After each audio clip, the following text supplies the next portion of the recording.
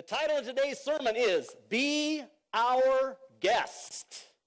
Can everybody sing the song from Beauty and the Beast? Be our guest, put our service to the test. I thought about playing that on the screen today, but I decided against it.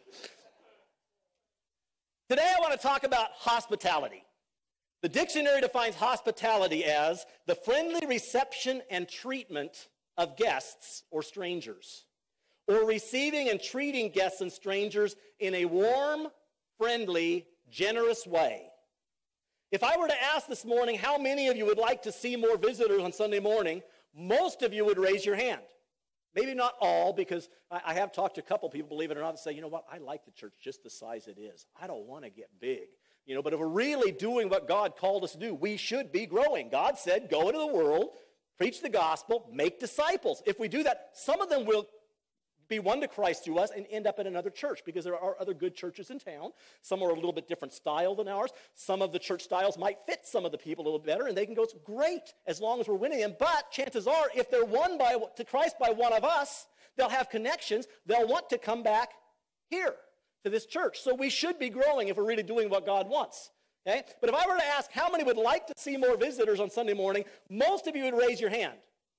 But are we really prepared for visitors? Do we know what to do with visitors when they come? So that's kind of the question we're going to be asking. Most of us, if we know a guest is coming to our house, spend some time getting things ready for the guest. We plan out a special menu. We straighten the living room. We give the dog a bath. Some of you might make your husband take a bath. There might be some things that we put away that we would normally be left out because we don't think they'd be appropriate for guests to see. If we have young children, we'll probably sit them down and talk to them and talk to them about what we expect. There are certain things that we allow here when we're just family, but remember, we're going to have guests, and there are certain noises that you might make here at home that aren't appropriate when we have company, and, we're going to watch the volume. We're not going to use our outdoor voices inside. I know we do that, and our house is really big on that, and we all talk. All of us, Lindsay had really trouble adjusting when she first started dating Taylor and came to the house, because her house was a quiet house. Our house was a loud house, and she just go. Now she's just as loud as the rest of us when she comes to our house. Zoe's always been loud anyway, so Zoe fits right in. But we're going to sit down and we're going to explain to our kids, okay, we can't just do things the way we do them as family. We're expecting guests, so we're going to change just a few things because we want the guests to feel at home. We want them to feel welcome in our home. Of course, this is all assuming we want the guest to come back. Years ago, I read somebody wrote into Dear Abby, and I don't remember the whole thing. I should have clipped it and saved it, but somebody wrote into Dear Abby complaining about a neighbor that would always show up unannounced around dinner time. Younger kids, do you know who Dear Abby was? You ever heard of Dear Abby? And probably you said, what's that? It was a call on people would write into Abby for advice on how to do things, okay? And Abigail would write back. So they said, we have this neighbor that always shows up unannounced at our house around dinner time. The family, to be polite, would end up asking the neighbor to stay for dinner. And the neighbor would always oblige and stay for dinner. And then they would stay late, monopolizing conversation and making it impossible to get anything else done. The woman wrote the letter to Abby, and she stated that she couldn't even wash dishes without feeling like she was being rude to the neighbor. So she asked Abby if there was a polite way to help the neighbor understand that she wasn't really welcome. Abby's response, I don't remember the exact response, but it was something to the effect of, next time the neighbor comes and stays for dinner, simply stand up at the end of dinner, tell them you are pleased to have them there, but you have things that you need to get done. Tell them you have a busy day tomorrow and you need to get started. Invite them to continue visiting while you get started on the dishes. Then the next thing that Abby told her was key to the whole thing. She said, gather up all the dishes from dinner and put them on the floor. Allow your dog to lick them clean, and then stack them and put them back in the cupboard.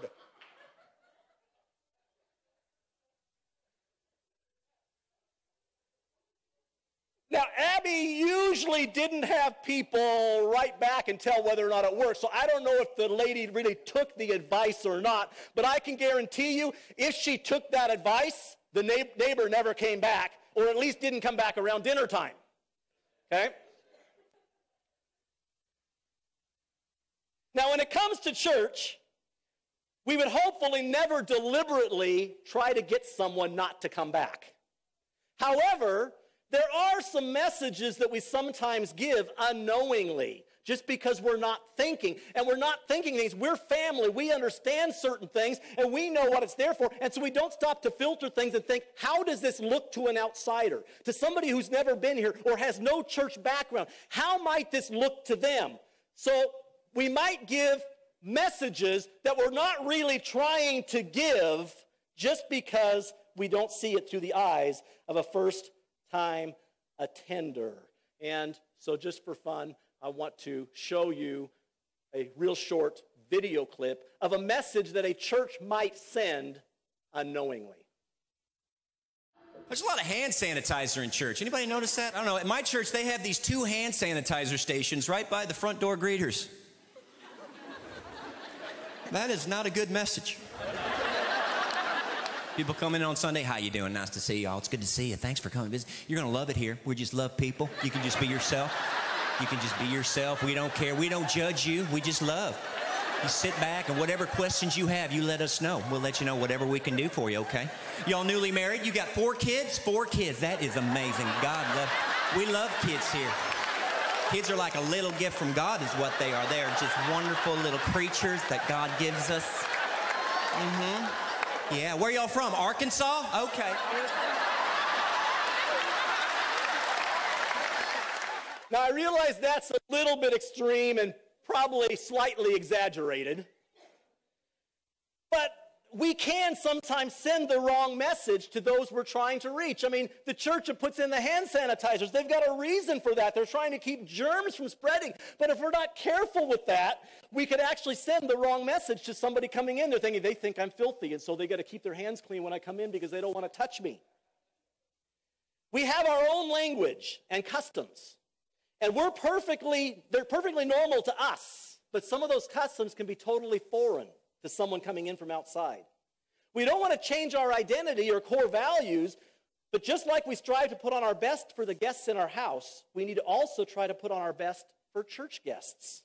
We need to try to see things through the eyes of a first-time attender. And just to give you an example of this, I just had a conversation with somebody a few days ago, and they said they were thinking about coming and visiting Central Assembly. They said, I was there years ago, and it wasn't for me. It was obvious that I wasn't welcome there, but I've heard that there's some changes, and you know, I was thinking maybe I'd come try it again, but I got to ask you, would I have to wear a suit on Sunday morning?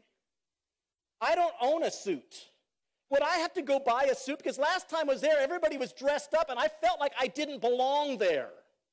And I said, we've changed that. There will be people with suits, and that's okay. Sometimes I'll wear a suit. But we also have people wearing blue jeans. And I don't know if some of you realize or not, you know, the younger generation, they don't wear suits for anything. I mean, some of these young people are getting married in blue jeans. Taylor. In fact, Lindsay made him dress up slightly from what he would normally want to dress up like, you know, because the bride always has some pull in when it comes to a wedding, okay? But, you know, there are some things and we have changed that. You look around here. Actually, this morning you see very, very few suits. 2 years ago, you would have seen a lot of suits in this room. Okay? And so some of those things, and if you like wearing a suit, that's great, but sometimes we give these messages, you're not welcome here because you don't fit in. If you're going to be here, your hair has to be a certain length, or, you know, you can only wear so much makeup, or in some churches, no makeup at all if you're female, you know, and you have to wear, you know, at least slacks, or, you know, women have to wear dresses, or your hair has to be in a bun. You know, we've come a long ways. We made some great strides in those areas, but sometimes those things that we think are normal, okay, because of the way we were raised. This is in my DNA. This is normal. We stop to think how that looks to someone coming in from outside. And what we think is normal and what we think there's a good reason for, it might actually keep someone from coming back a second time. Okay? So I actually thought this was going to be a one-week message. As I started putting it together, there was way too much stuff, and so this is actually going to be a part 1 and part 2, and I'm going to kind of lay the groundwork for it today by looking at the scripture. Next week, I'm going to give some more of the application. What does that mean to us? How can we be more receptive for guests? How can we make guests feel welcome when they come here. And we're getting much, much better at that, but I think there's still things that we need to do, and we're going to talk about adding more people to our hospitality team and not just have people at the doors. You know, most of you guys realize, and it works for what we're doing. We have 2 greeters at the doors, well, usually 2 at these doors and at least 1 back there, doing the greeting. People are coming in. Then those same people come in and become the ushers, but their whole ushering job is taking up the offering. Okay? We need greeters at the doors and then ushers at these doors, which are a second welcome to Central Assembly, and they're helping guests find a seat, okay, and actually ushing. Okay? We need ushers that ush, not just take up the offering, okay? And we need an information center out there. When somebody comes in, they can go get information. Where is the bathroom? Where are the Sunday school classes? What are the Sunday school classes teaching? You know, any of the questions that they may want to have answered, we need someone who knows all the answers, or at least knows where to find the answers, and can help them figure those things out. I mean, most places you go, if you think about it, they have an information counter. Grocery stores have an information desk. Almost every place you go, there's a place you can go to get information. Somebody coming in here, where do they go for information? I don't know. They find somebody, ask a question, but do you know the answer? You know, and you're not all going to know the answer, but if we have a specific place where they can go and that person does know the answers, and we're going to talk about things like, you know, when they ask where Sunday school is, oh, if you go down the hallway and up the stairs and then go down to the left, and I think your class is the last room on the left. We need somebody to actually take them to their classroom. So we're going to be talking about some of those things that will make us a little bit more friendly for guests. But today I just want to kind of lay the groundwork for that. I want to start by looking at a passage in Genesis that talks about a time when Abraham entertained guests, to see what we can learn from the hospitality of Abraham. Genesis chapter 18, starting with verse 1. It says, "The Lord appeared to Abraham near the great trees of Mamre, while he was sitting at the entrance to his tent in the heat of the day. Abraham looked up and saw 3 men standing nearby. When he saw them, he hurried from the entrance of his tent to meet them and bowed low to the ground. He said, 'If I have found favor in your eyes, my Lord, do not pass your servant by. Let a little water be brought, and then you may all wash your feet and rest under this tree. Let me get you something to eat, so that you can be refreshed, and then go on your way, now that you have come to your servant.' 'Very well,' they answered, 'do as you say.' So Abraham hurried into the tent to Sarah. 'Quick,' he said, 'get 3 seahs of the finest flour and knead it and bake some bread.' Then he ran to the herd and selected a choice tender calf and gave it to a servant, who hurried to prepare it. He then brought some curds and milk and the calf that had been prepared and set these before them. While they ate, he stood near them under a tree." Now, the first thing I'd like to point out from this story is the fact that Abraham had no idea who these men were. We know from reading the story that one of them was Jesus. Now, you might say, no, it was God. It wasn't Jesus, okay? Let's not get, nitpicky. We could debate that point. Was it Jesus or was it God? Okay? I believe that when God appeared on earth, it was Jesus, not God. Okay? Jesus is Emmanuel, God with us. It says the Lord. Jesus is the one always referred to as Lord. So I'm under the impression it was Jesus. Maybe you think it was God the Father. Regardless, it's all God. Okay? Jesus and the Father, they're all God. Okay? But since I'm the one sharing the message this morning, it was Jesus. Okay? When you preach, you can preach it your way. Okay? We know it was Jesus because in verse 1 it says, "The Lord, capital L, appeared to Abraham near the great trees of Mamre." So Jesus and 2 other men who we believe were angels come walking up. He looks up. He sees these 3 men, but he doesn't recognize them. How do we know he doesn't recognize them? First off, it's not the first time he'd seen the Lord. If you read Genesis chapter 12 to 17, you'll see that Abraham had talked to Jesus or talked to the Lord on many occasions. Sometimes in person, sometimes in dreams. He was used to talking to the Lord. But he didn't know this was the Lord because he addresses them in verse 3. He says, "Lord, if I have found favor in your eyes, my Lord," little L. If he knew who he was talking to, it would have been Lord, capital L. So he didn't recognize it. Does that mean Jesus came in disguise? Possibly, I don't know. But he, for some reason, did not recognize him. but he still called him Lord. But even though Abraham didn't know who they were, he offered to serve them. He thought they were just normal travelers, but he said, I will serve you. Verses 3-5, he said, if I have found favor in your eyes, my Lord, do not pass your servant by. Let a little water be brought, and then you may wash your feet and rest under this tree. Let me get you something to eat so you can be refreshed, and then go on your way now that you have come to your servant. Abraham was a fairly influential man at that time. He had accumulated much wealth, and he had many servants of his own. These men were by all appearances just average travelers. For Abraham to be kind to them would be expected, but for him to put himself in the position of a servant was not required. Abraham chose to become a servant and address these strangers as Lord, stating that in his opinion, they were of higher stature than he was. In Hebrews chapter 13, verse 2, we have these instructions. Do not forget to show hospitality to strangers. For by doing so, some people have shown hospitality, and that's a little different up there, it says the same thing. By doing so, some people have shown hospitality to angels without knowing it. Most Bible scholars believe that this passage of Scripture is actually referring back to this encounter that Abraham had. Not knowing who they were, but he entertained them, was hospitable to them anyway, and found out later he was actually serving Jesus. Of course, we all know what Jesus said. If you've done it for one of the least of these, you've done it unto me. In everything you do, whether in word or deed, do all to the glory of God. We should treat every person as if we're serving God. That's what the Bible teaches. Abraham didn't know who they were, but he treated them as if they were the most important person in the world. And as it turns out, they actually were the most important people in the world. He was entertaining Jesus and two angels from heaven. Now let me put this into perspective.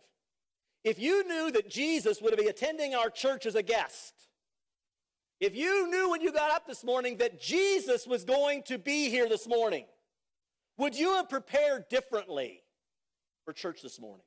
I don't know. Maybe some of you would. Maybe some of you wouldn't. Would you have dressed differently?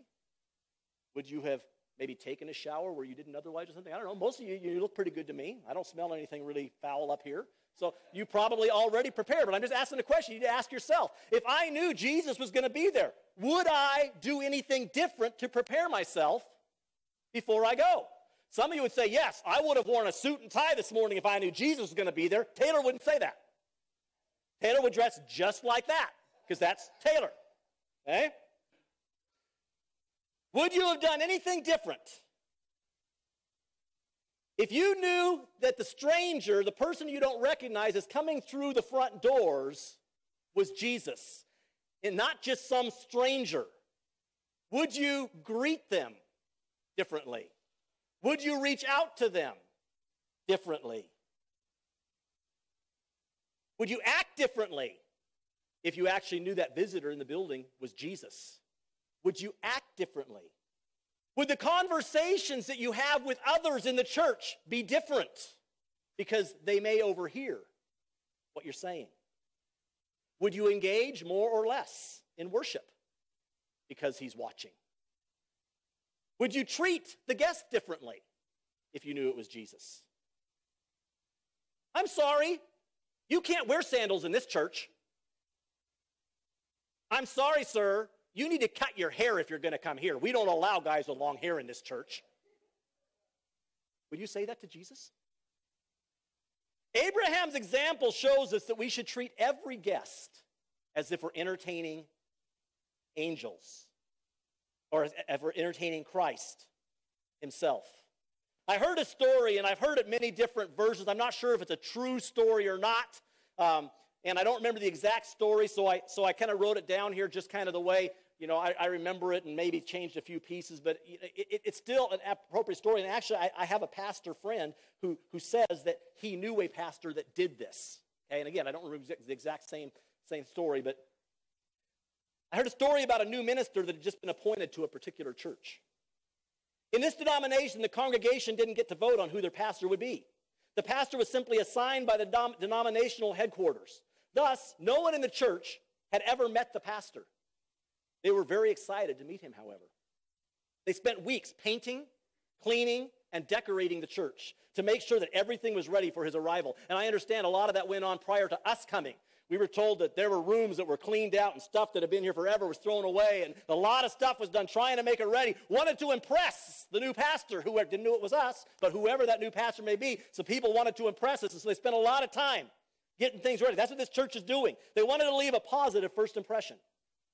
On the Sunday that the new pastor was to be introduced, the people were appalled when they arrived at the church to find a bum sleeping on the church steps. People were rude to the man, hoping he'd take off and go elsewhere. No one thought of giving him something to eat or inviting him to come into the warm building. After all, what would the new pastor think if he arrived and found this dirty, smelly man sitting in the church? When the service started, one of the board members went to the platform and announced they had received a call from the new pastor and that he was running late. They said, "We'll go ahead and start the service without him, and we'll introduce him when he arrives." Many of the church people were relieved. Hopefully the bum would move on before the pastor got there. Right at the end of the worship service, the bum made his way into the building and started to walk down the center aisle towards the platform. The ushers tried to stop him, but the man made such a commotion they finally let him go, and one of the ushers ran quickly to call 911 to get the police backup to get him out of the church. The bum proceeded to the platform, grabbed a microphone, and addressed the congregation. He said, "This is my first time in this church. I heard that Christians are supposed to be known for their love, or by their love for everyone. So I wanted to see if that love would include me. I know that you were expecting a special guest today and wanted to make a good impression. I know that having someone like me show up wasn't part of your agenda. I was hoping to find some love and acceptance, but not one of you accepted me into your fellowship. For that reason, I am hereby submitting my resignation as pastor of this church. I do not want to pastor a church that doesn't love everyone and have a heart for service." Wow. I saw a couple of saying that. Wow. We don't know who that person is coming in. They could actually be a street bum. But you know what? There's a reason they're a street bum. They still deserve to be reached out to in love. They still deserve to be accepted. And if we accept them, we might find out that we're actually entertaining an angel or, well, not the new pastor of the church, because I'm staying for a while. Are you glad I didn't do that? We all like to think that we don't show favoritism, that we treat everyone as equals. But do our actions really show that? If two different people were to come into the church at the same time, if we had one come in this set of doors and another come in those doors, and we saw both of them, would we gravitate towards one over the other? Would we walk right past the one because that person we connect with more? We like to think we don't treat everybody, or we don't treat people differently. But we need to ask ourselves, do I?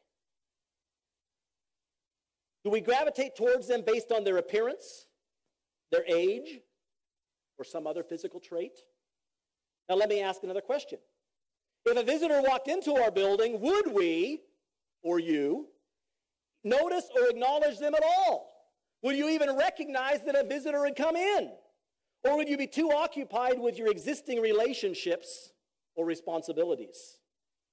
That brings us to verse 2 of Genesis chapter 18. It says, Abraham looked up and saw 3 men standing nearby. When he saw them, he hurried from the entrance of the tent to meet them. Abraham noticed the visitors. He looked up. If we're going to be a truly hospitable church, we have to first notice a visitor when they arrive. Too often we're busy with our own agenda. We have our friends to see. We have our ministry to attend to. We have to get to our seat before somebody else does. Our text says, Abraham looked up and saw the strangers. It doesn't tell us what he was doing at the time other than he was in the shade trying to get away from the heat of the day, but he was probably doing something. It would have been easy for him to say, I don't know these guys. They're not my responsibility. There's 3 of them. So certainly whatever they need, they can take care of each other. If they really need something, they'll come find me. I'm sure they're on their way somewhere, and since it's still early in the day, they can easily get to where they're going before sunset. So I'll just mind my own business and let them take care of theirs. He didn't say that. The first step is noticing. We need to be looking for guests when they arrive. Abraham looked up and saw the men. We need to look up and see people when they come. But the second step is to go to them. When he saw them, he hurried from the entrance of his tent to meet them. He was willing to put everything else on hold. He said, right now, the most important thing I can do is greet these men and take care of whatever they may need. Whatever I thought I had to do today, that's second fiddle. I am now concentrating on these guests. I will serve them. Most of you may not know what Sam Walton, the founder of Walmart, stated as one of the greatest secrets to the success of the Walmart chain. Sam Walton put a value on people. In the early days of Walmart, there was always a greeter at each entrance and exit. Now they have security officers. They used to have greeters. You were greeted with a friendly smile and either a welcome or a thanks for shopping with us every time you entered or exited the store. But not only that, Sam Walton had greeters throughout the store. In fact, every employee was deputized to be a greeter. Every employee of Walmart had to take an oath before they were allowed to start work. They had to raise their right hand and state, from this day forward, every customer who comes within 10 feet of me, regardless of what I am doing in this place, I am going to look him in the eye, I am going to smile, I am going to greet him with a good morning, a good afternoon, or a what can I do for you? Some of you might remember those days at Walmart. In fact, I looked it up on the company website. The company website says that 10-foot rule is still in effect. But I decided to test it for myself. So Friday I went to Walmart. And I walked through Walmart. And I looked for employees. And I wanted to see if I get within 10 feet. And some of them I got a lot closer than 10 feet. And there was some stock in the shelves. And I walked up and I kind of started looking at things on the shelf. And they're right next to me. And they just kept doing what they're doing. Never even acknowledged that I was standing there. And then I saw an employee that was pushing a cart of stuff down, trying to probably take it back to where it's supposed to be. It's probably in the wrong place, pushing his cart. And I walked up there, and I was ready to greet him, and he kept his head down, looking at his cart. If I don't see him, I don't have to greet him. Boy, has Walmart come a long ways from that original way that, and maybe that's part of the reason Walmart's struggling now. And some of you may have read in the news, they're going to close some of their stores because they are not taking care of the customers. He said, anyone who comes within 10 feet of you, you will acknowledge them. You will greet them. You will smile at them. What if we made that rule here at Central Assembly? Everybody raise your right hand. From this day forward, any person that comes within 10 feet of me at Central Assembly, actually should carry beyond Central Assembly, even go out in the streets. Any person that comes within 10 feet of me, I will consider a divine appointment from God. I will stop what I am doing. I will greet them. I will smile at them. I will say, is there anything I can do for you? If we all did that, how many think people would be pounding on our doors to come into this place? That's hospitality. That's what Abraham did. And they were probably even farther than 10 feet away. He just noticed them, okay, and went to them. FedEx was built on a similar motto. The FedEx motto is, if you don't take care of your customers, someone else will. Now, we need to be careful we don't think of our guests as customers. But they are people, and people deserve respect. If we don't make people feel welcome here, they'll find someone who will. And a lot of them might not find that welcome in a church. They might assume, well, we tried the church wasn't friendly. So all Christian churches are the same way, and they may go find that acceptance somewhere else. They may find their connection by joining a cult or a gang. Abraham noticed the three strangers. He stopped what he was doing and went out of his way to meet them. But then he did something strange. He didn't just meet them, he actually bowed to them. By bowing, he was elevating them to a position above himself. I already mentioned that Abraham was a man of high reputation. He had hundreds of servants at his disposal, and he was accustomed to having people bow before him. But he offered himself as a servant. He didn't call one of his servants over and say, go take care of them. Abraham said, this is my responsibility. I will serve them. He didn't even wait to see if they were worthy of his servitude. His first thought was, how can I serve these men? I don't know who they are, but what can I do? How can I serve them? The next thing he did was he offered them rest. He said, here, have a seat. Relax. Let me take care of anything you need. Now, once again, it's important to remember that Abraham knew nothing about them. He didn't know how far they had traveled or what kind of trouble they may have had on the way. He didn't even ask them if they needed to rest. He just assumed they needed rest. Sit down and rest. We don't know what kind of burdens people are carrying when they come to us on Sunday morning. We don't know what it was that prompted them to come in here. We don't know if they came from another church and they were hurt at that church and they just needed somebody to love on them, or if they have a spouse or a boyfriend or girlfriend that just left them and they're depressed and they just need somebody to reach out to them. We don't know if they're sick. We don't know what they need, but they're coming to us. All we need to do is say, hey, while you're here, you're not going to have to worry about anything. While you're here, you just sit back. We will serve you. We want you to leave here refreshed. We want you to leave here lighter than you came.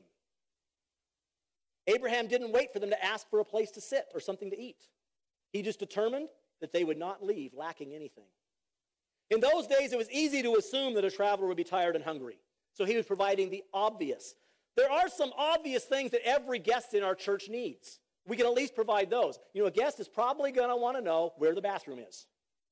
Okay? A guest is probably going to know where the sanctuary is. If they come in and they have kids, they're probably going to know, what do I do with my kids? Those are questions any of you can answer. And you can introduce yourself, say, hey, I haven't seen you before. Is this your first time here? Yeah.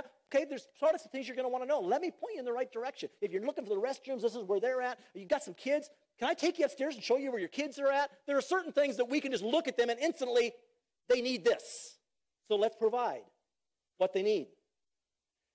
They need to be encouraged to fill out a connection card. We have those in the back of the seats. By the way, I always forget to announce those. So if you're visiting with us, it's your first time, I'd like to encourage you to fill out one of those cards. Put your name down there, your email, your phone number, whatever you feel comfortable sharing. I promise I will not sell that. You will not be getting spam mail from everybody in town, or I'm not going to send it to the IRS so they can audit your income taxes or something.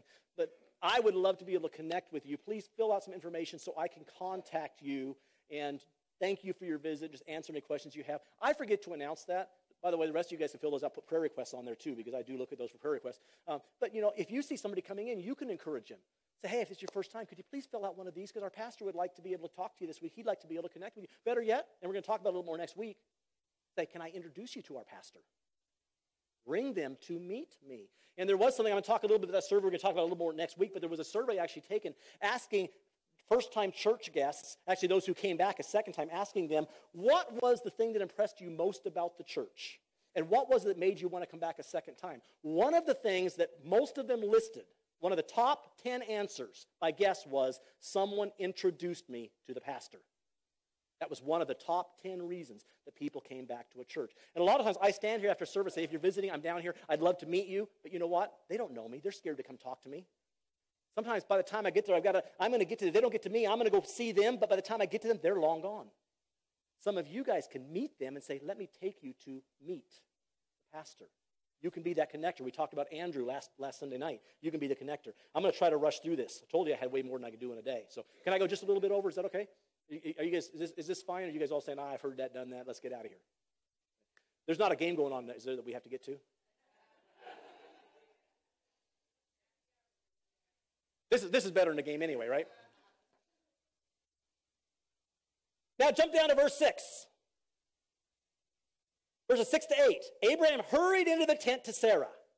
Quick, he said, get 3 seahs of the finest flour and knead it and make some bread. Then he ran to the herd and selected a choice tender calf and gave it to a servant who hurried to prepare it. He then brought some curds and milk and the calf that had been prepared and set these before them. And while they ate, he stood near them under a tree. There are a couple of things that I noted in these scriptures when I read it. Number one, Abraham personally selected the calf. He didn't send someone else to do it. He said, I want to make sure they get the best. So he personally went out and selected the best to offer to his guests. Now, he did pass it on to his servant to prepare it, but he was the one that selected and said, I want them to have the best. I don't want them to have the leftovers. I don't want them to have what we had last night, reheated. I want them to have the best, and he selected it. Number 2, once the meal was prepared, he personally delivered it. He could have sent one of his servants to do it, but he didn't. He said, I will take this. These are my guests. I will take this. I will serve them. And he didn't just provide what they needed for lunch. He made extra so they could take something with them. How do I know that? How much flour did he tell Sarah to use to make bread? He said, get 3 seahs of flour. Now I looked, and down in the bottom of my Bible, it has a little reference down there. It says 3 seahs of flour equals 36 pounds. How much bread can you bake with 36 pounds of flour? I don't know, but I can guarantee you it's more than 3 guys can eat for lunch. And he didn't just prepare a roast. He prepared a whole calf for these guys. Because he said when they leave here, I'm going to make sure they have enough to eat now, but when they leave here, I'm going to send them with stuff for their journey. I'm not just worried about today. I want to make sure they have what they need to continue on their way, and I hope he provided a camel to carry it for them, which he probably did, knowing Abraham. It doesn't say that, but he had to have a way for it to get there. Too many times we ask, what is the least that I can do? Abraham asked, what is the most that I can do? And once Abraham provided their obvious needs, he stood nearby to see if there was anything else they needed. He said, these are the things I know they need. They need water to wash their feet. They need a place to rest. They need something to eat. These are the things I know they need. And then he stood by, not getting in the way. Don't you hate those salesmen that are always bugging you, you know? But I don't mind a salesman come and say, is there anything I can do for you? No, I'm just looking. Okay, that's fine. I'll be over here. If you need me, I'll be here. And they let me know where to find them, but they're not just, hovering over me. You got to be careful, okay? That's what Abraham's doing, okay? I'm here if you need me, okay? I've given you that, but I'm right here. If you need more water, if you'd rather have iced tea, you just holler, I'm here if you need me. That is there anything else that I can do? He was determined to provide everything that they might need. And he wasn't happy with just helping a little bit. Now, in the next few verses, the visitors decided to repay the kindness that Abraham had given them. They blessed him and his wife Sarah and prophesied they would give birth to a son. Often when we give because we think we're going to get something in return. But I want to stress to you, Abraham didn't know who these men were. Abraham did not give to them because he thought they were going to repay him. He gave just because he thought they needed help. But because he did, he got something in return. Because it was Jesus and the angels, they blessed him. And they said, God is going to give you a son. He served without expecting anything in return. Now let's jump down to verse 16. The men have eaten. They've rested. They have food and fresh water. Abraham could have simply said goodbye and then gone back to his tent, but he didn't. Verse 16, it says, when the men got up to leave, they looked down towards Sodom. And Abraham walked along with them to see them on their way. He didn't say, God bless you, maybe we'll see you again sometime. He actually walked them to their car or walked them to wherever or took them out for lunch. He said, I'm still concerned about you after you leave this place. Tom Rayner from Lifeway Christian Resources recently conducted a survey to see what most impressed first-time church guests and make them want to return. I already talked a little bit about that. We're going to talk about it a little bit more next week. One of the top responses was, when someone followed up with me the next day. They said, I shared a need with somebody. They prayed with me there. They called me back the next day to see if God had answered my prayer, to see if there was anything else they could do to offer to continue praying for me.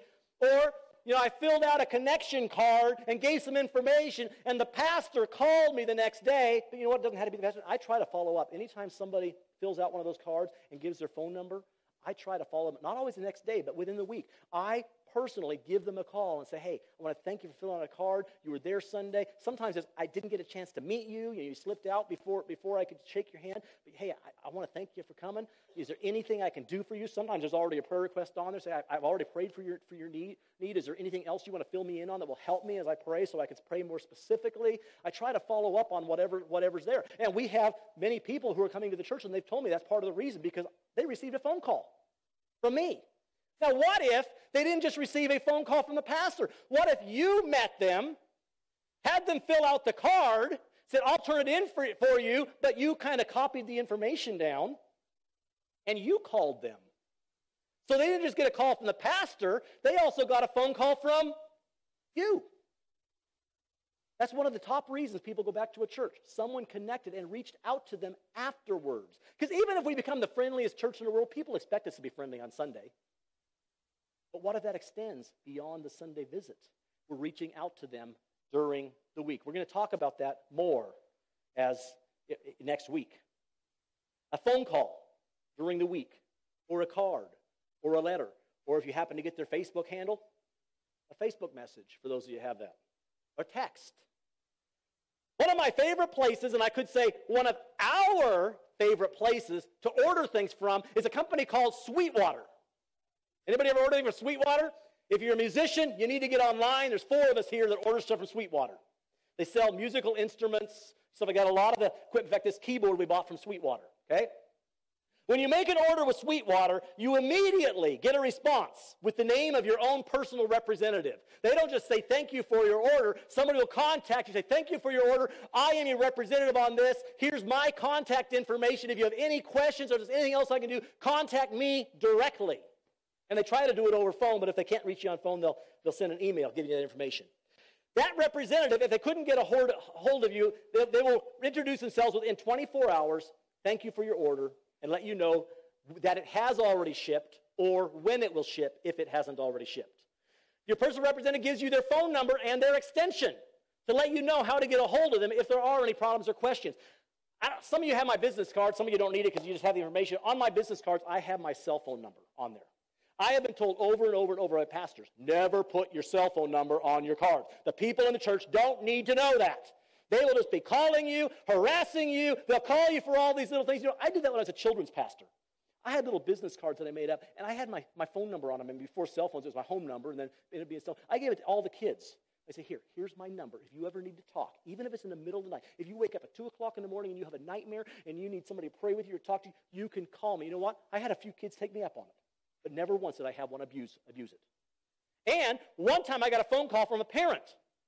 Their daughter was with grandpa, was in a terrible car accident. She was in the hospital, and they said, we remember she had your business card on her dresser in her bedroom. So we got your number off that business card, and we think she would really like if you could go see her in the hospital. That's how I knew she was there, because I gave my personal phone number. I don't care what anybody else tells me. If you want my cell phone, you can have my cell phone, because I think you guys are responsible enough not to abuse it. And I want you to know that if you need something, you can call me. Some of you do. You call your prayer requests in to me when you need some prayer. And I'm able to pray with you right there on the phone. You don't have to wait till Sunday to give me a prayer request. We can do that now.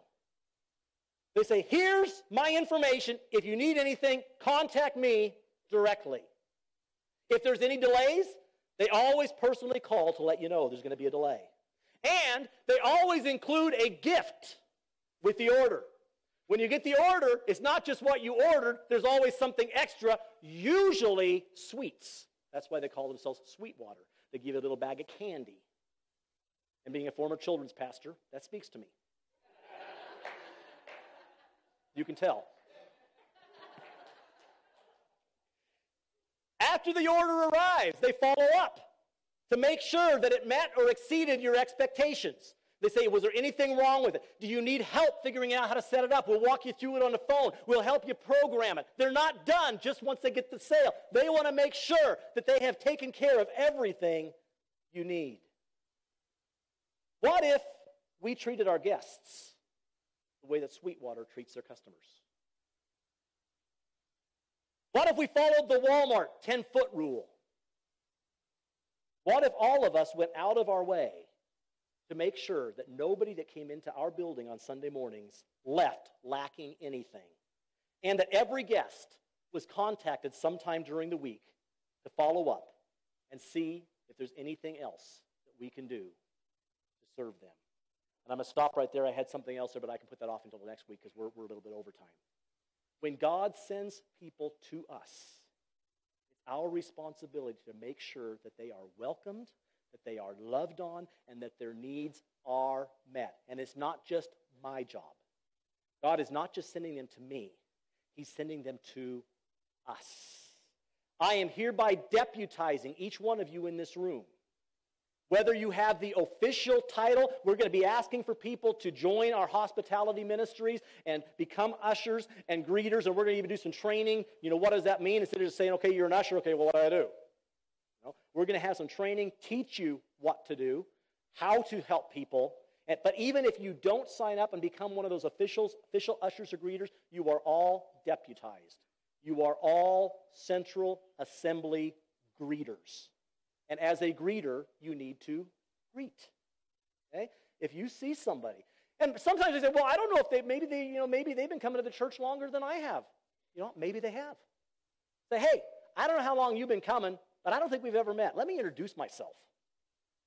You've been coming 20 years? Wow, I wonder why I haven't ever seen you before. Well, possibly because you've just never lifted up your eyes to notice them. Okay? But it's okay. Just say, maybe you've been here. It's okay. But we haven't met yet, and I want to meet you. I want to connect. We need to have hospitality. We need to be hospitable. Not just to each other, because we got that one down pat. We love to be hospitable to each other. But unfortunately, because sometimes we're being hospitable to each other, we don't see the other people coming in. And we miss connecting with people that need something because we're just connecting with those that we already know. Heavenly Father, I'm so thankful that you loved us enough, that you came to connect with us. You knew that we would never come to you on our own. So you said, I will go to them. And we just read about the story in Abraham. Abraham saw the strangers. He didn't wait for them to come up. He said, I will go to them. And really the Great Commission tells us to go into the world. That's our job, is to connect with people. And then after we connect with them, we can help them connect with you. I pray that you would help us to open our eyes. You bring people to us all the time who are reaching out. They need love. They need acceptance. They're about ready to go. We don't know their story until we start talking to them. But don't allow us to let anyone leave this place without making connections, without feeling your love that comes through us. Thank you, Jesus. Amen.